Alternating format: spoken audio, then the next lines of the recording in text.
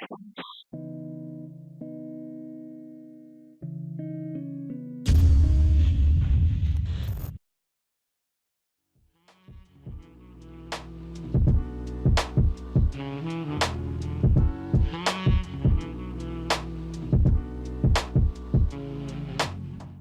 bande de retards, qui c'est l'anomalie? Est-ce que vous aimez déprimer? Ça tombe bien parce qu'aujourd'hui, je vous présente la série BoJack Horseman.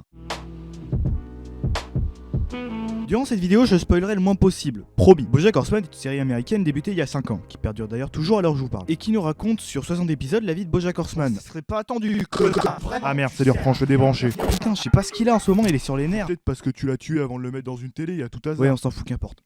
Mets l'intro en attendant.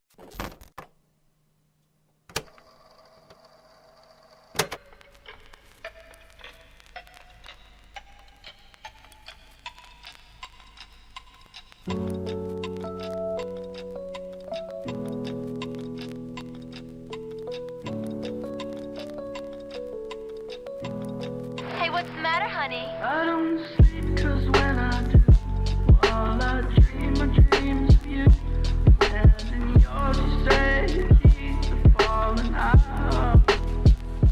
BoJack Horseman est une série américaine qui nous raconte l'histoire du personnage éponyme, un cinquantenaire désillusionné qui, après le succès fulgurant d'une série fictive dans laquelle il a joué, redevient un inconnu familier. Durant les épisodes, BoJack sera accompagné de 4 personnages. Princesse Caroline, un chat que l'on nous présente au début de la série comme la petite amie de BoJack ainsi que son agent. Diane Guillem, la négresse... Putain, ce terme de merde.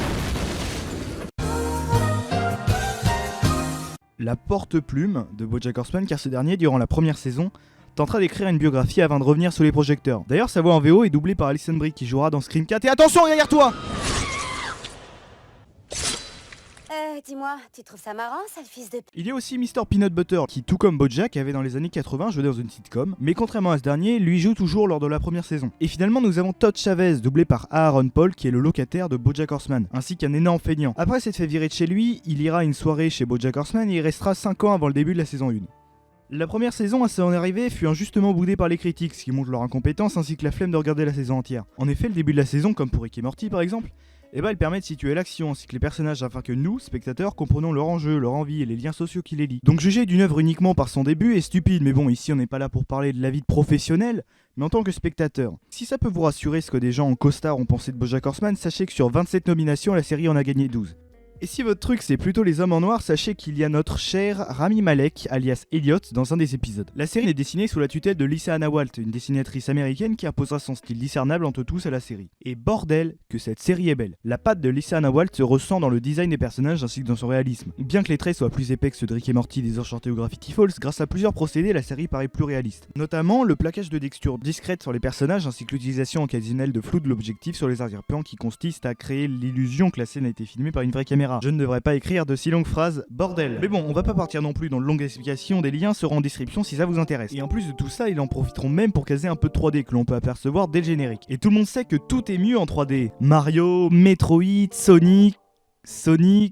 Nick. Pour le scénario, nous avons Kate Purdy aux commandes, qui avait déjà été scénariste sur plusieurs autres séries comme Cold Case en 2007 ainsi que Cougar Town en 2012, deux séries très appréciées par le public. Elle sera aussi scénariste dans Undown, la dernière création en date de Paul Waxerberg, le créateur de BoJack Horseman. Désolé d'avoir écorché son prénom. Ces scénarios efficaces sont vraiment un don qui est fait à la série. Le deuxième point fort de la série, d'ailleurs, d'après moi, c'est l'histoire qu'il nous raconte. Parmi toute la ribambelle de personnages que nous présente la série, on est obligé de s'identifier à un ou plusieurs d'entre eux, que ce soit Princesse Caroline, une quarantenaire stressée qui se démène pour vivre en dehors de son boulot, Mr. Peanut Butter, un homme naïf aux premiers abords mais qui révèle une personne possessive et triste, BoJack ou un des 3 autres personnages principaux. Pour que l'on apprécie une histoire, en plus d'avoir de bons personnages, il faut une bonne écriture, et par là on est servi. En règle générale, un épisode est construit sous la forme suivante, en prenant exemple sur le second épisode. Nous avons une scène d'exposition qui nous présente un des problèmes mineurs auxquels BoJack sera confronté durant l'épisode, donc à présent ce sera une groupie du nom de Tam. Ensuite, générique.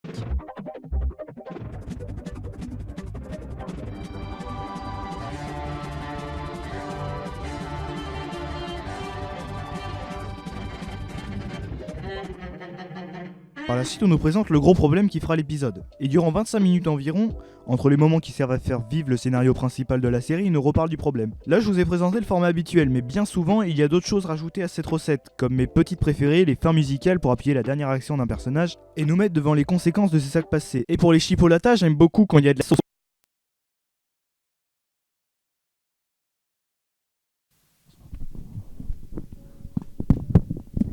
qu'il marche lui. Test. Ok, c'est bon, il marche. En gros, les plombs viennent de sauter pendant que je faisais la fin de ma vidéo et j'ai pas du tout le temps de réenregistrer ma voix parce que ça fait grave du temps que je bosse sur cette putain de vidéo. Non, il faudrait pas que je dise putain de vidéo. Parce que ça fait longtemps que je bosse sur cette vidéo. Puis on s'en fout, hein, vraiment. Langouste ? Qu'est-ce qu'il fout là ? J'en ai aucune idée. Ça fait grave du temps que t'es pas venu réponds avec l'inconnu. Comment t'as fait pour voir ton corps? T'es retourné au labo. Voilà, bon, finissons cette vidéo. Il est où son texte? Ah, c'est le bordel sur son bureau. C'est bon, j'ai trouvé. Occupe-toi de lui enlever sa mémoire, on ira au laboratoire.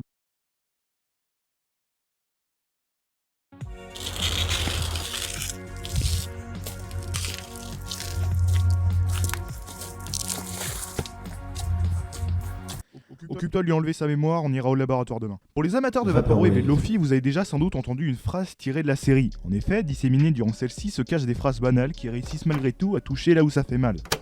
You can't keep doing this. You can't keep doing shitty things and then feel bad about yourself like that makes it okay. You need to be better. Maintenant, j'aimerais vous en parler au niveau ressenti. Donc l'avis suivant sera tout ce qu'il y a de plus subjectif. La série m'a, je pense, aidé à mûrir, même si bien souvent il faut plusieurs années pour en prendre pleinement conscience. Elle aborde beaucoup de thèmes négatifs et permet de les faire relativiser. Ses principaux thèmes sont le temps qui passe, que l'on peut apercevoir lorsque l'on montre les acolytes, les amis de Bojack. On nous parle de solitude, de déprime, d'insécurité sentimentale, d'introversion, la pudeur, tout en restant sympa à regarder. Vraiment, c'est une expérience que je recommande. Et les seuls défauts que je pourrais donner à la série, c'est sa longueur et son personnage est détestable. Même si ce n'en est pas forcément un, parce que ça permet plus facilement de s'en rapprocher. Et au final, si je devais le comparer à une série, ce serait Rick et Morty. Tous deux parlent beaucoup de dépression, le manque de confiance en soi, de solitude, et nous livrent derrière des blagues stupides un message.